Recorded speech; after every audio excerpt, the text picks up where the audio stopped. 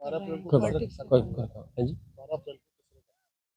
12 तारीख को हम लोगों ने महाराज सांगा जी की जन्म जयंती के उपलक्ष्य में रक्त स्वाभिमान सम्मेलन का आयोजन किया और 1 बजे तक यहाँ पे लाखों की संख्या में सनातनी और क्षत्रिय पहुंच जाएंगे और हम लोग प्रस्तावना के माध्यम से उपेंद्र राणा जी इसकी अध्यक्षता करेंगे। उनके उपेंद्र राणा जी के द्वारा प्रस्तावना रख के और हम सरकार तक हमारी बात पहुंचाएंगे। 5 बजे तक अल्टीमेटम देंगे। 5 बजे तक वो हमारी बातों में सहमति दर्ज करते हैं तो सही है और करेंगे। सकारात्मक सोच रखेंगे तो हमें आपत्ति नहीं है।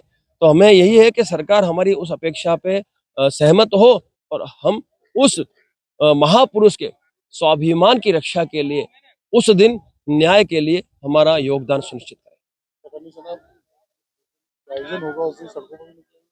सर मैंने क्या कहा आपको, 5 बजे तक का समय सरकार प्रशासन का है। 5 बजे के बाद समय हमारा शुरू होगा और मैं आपसे कहना चाहता हूँ, हम क्षत्रिय हैं, हम इस देश की संपत्ति को या देश की जनता को नुकसान नहीं पहुंचा सकते और पहुंचाएंगे भी नहीं। हमारी जो लड़ाई है वो लड़ाई है सुमन लाल से है। आवश्यकता पड़ी तो सुमन लाल के वहां हम लोग कूच करेंगे, तो मुझे लगता है कि वो आवश्यकता नहीं पड़ेगी। सरकार भी जानती है, प्रशासन भी जानता है कि हमारी जो अपेक्षा है वो सकारात्मक है।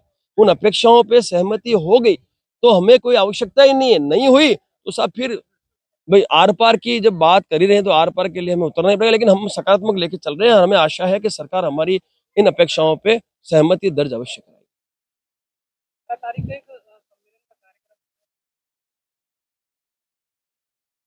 देखिए, जैसे कि आप लोगों को पता है कि कुछ दिन पहले समाजवादी पार्टी का राज्यसभा सांसद रामजी लाल सुमन ने राज्यसभा में राणा सांगा जी को गद्दार और उनके औलादों को गद्दार बोला। उसी सिलसिले में ये कार्यक्रम हो रहा है जो 12 अप्रैल को राणा सांगा जी की जन्म जयंती है, उसी का कार्यक्रम हम लोग मना रहे हैं। और